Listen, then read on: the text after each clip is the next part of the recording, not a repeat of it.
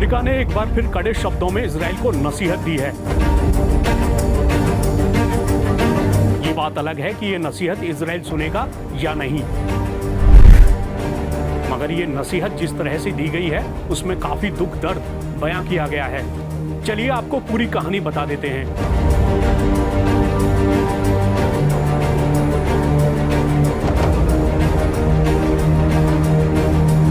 तो हाल ही में संयुक्त राष्ट्र सुरक्षा परिषद ने इजराइल हमास युद्ध के बीच मानवीय संकट पर चर्चा की। इस चर्चा के दौरान संयुक्त राष्ट्र में अमेरिकी राजदूत ने कहा, मुझे नहीं पता कि इस कमरे में कितने लोगों ने भूख से बच्चे को मरते देखा है। मैंने देखा है। ये लगभग 3 दशक पहले की बात है, लेकिन ये ऐसी याद है जिसे कोई भूल नहीं सकता।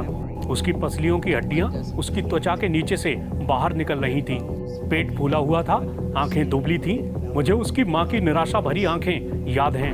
मैं उसके बारे में सोचती हूँ। अब हमने इस बारे में रिपोर्ट देखी है कि अक्टूबर की शुरुआत से जबालिया बैत लाहिया तक खाद्य सहायता नहीं पहुंची है, और पसलियों और पेटों के बारे में भी।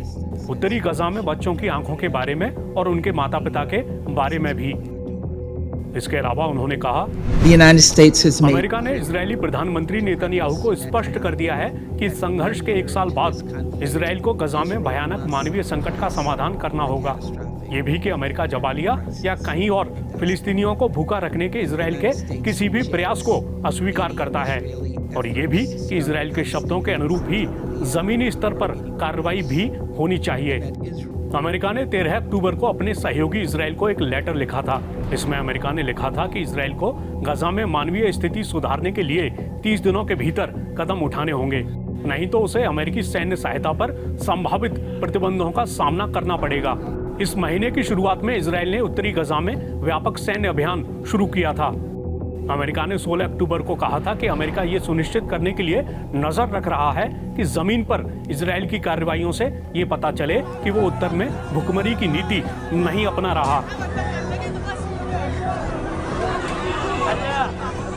गजा में युद्ध इजराइल पर फिलिस्तीनी उग्रवादी संगठन हमास के हमले के बाद शुरू हुआ था।